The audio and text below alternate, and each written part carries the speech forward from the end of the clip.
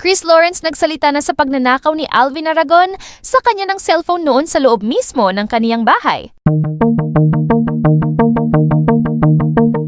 Hanap ako ng hanap, wala nga ni. Si Chris Lawrence, yung singer, ninakaw ko ng cellphone niya yun sa bahay niya.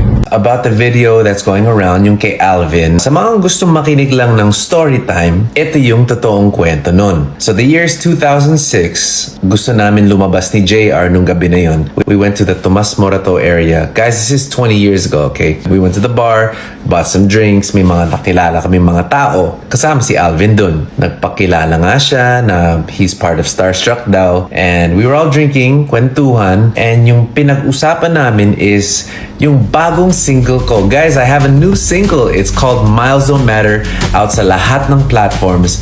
I dedicate this song to all the OFWs. I know you work so hard. All the people that are in LDRs, I know that's hard too. So para sa inyo po ito. Okay, balik tayo sa kwento. So we're at the bar. Nakilala ko si Alvin.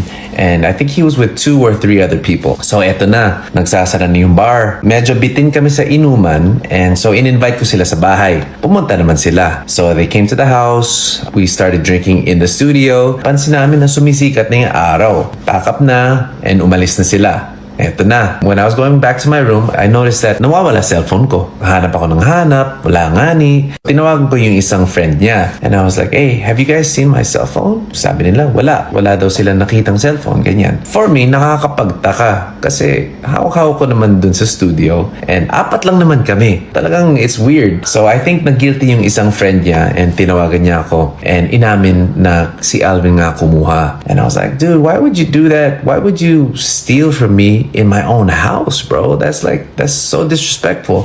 So long story short, nagsorry siya. And honestly, my fists were balled up. Gusto ko siyang suntukin, pero I know that violence is never the answer. So, I said, it's okay.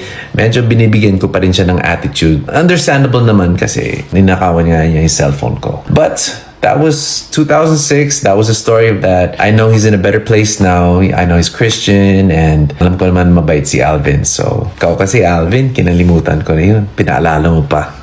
Oo nga, naibalik mo ba?